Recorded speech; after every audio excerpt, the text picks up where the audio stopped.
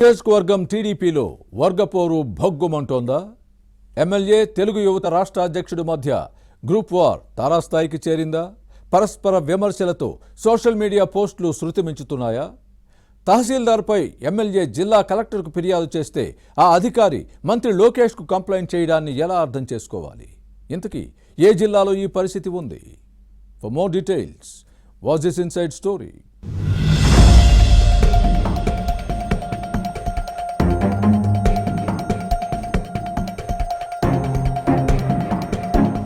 ఉమ్మడి చిత్తూరు జిల్లా మదనపల్లి నియోజకవర్గం టీడీపీలో గ్రూప్ వార్ తారాస్థాయికి చేరింది.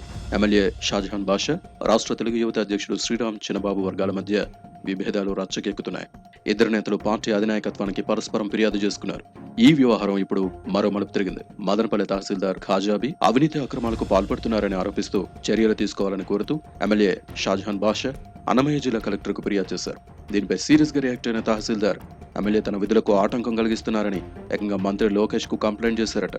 దీంతో ఈ అంశంపై ఎమ్మెల్యే షాజహాన్ బాషా, తెలుగు యువత రాష్ట్ర అధ్యక్షుడు శ్రీరామ్ చిన్నబాబు సోషల్ మీడియా వేదికగా వార్ మొదలైంది. పరస్పర పోస్టులు, విమర్శలతో మదనపల్లి టీడీపీలో హీట్ పెరుగుతోంది.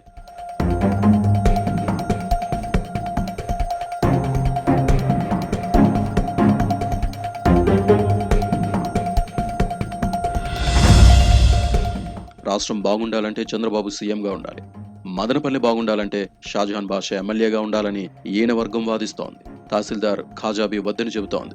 శ్రీరామ్ చిన్నబాబును పార్టీ నుంచి సస్పెండ్ చేయాలని ఎమ్మెల్యే వర్గం డిమాండ్ చేస్తోంది.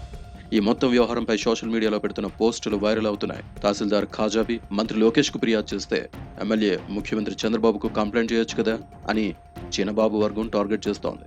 2009లో కాంగ్రెస్ ఎమ్మెల్యేగా గెలిచిన షాజహాన్ బాషా 2014లో ఓడిపోయారు. 2019లో రాజంపేట లోక్సభ స్థానం కాంగ్రెస్ అభ్యర్థిగా పరాజయం పాలయ్యారు. మదనపల్లి అసెంబ్లీ సీట్లో 3000 ఓట్లు తెచ్చుకున్నారు. గత ఎన్నికలకు ముందు టీడీపీలో చేరి ఎమ్మెల్యే అయ్యారు. పార్టీలు మారిన నేత శాసనసభ్యుడయ్యారంటూ శ్రీరామ్ చిన్నబాబు వర్గీయులు షాజహాన్ బాషాపై పోస్టులు పెట్టారు.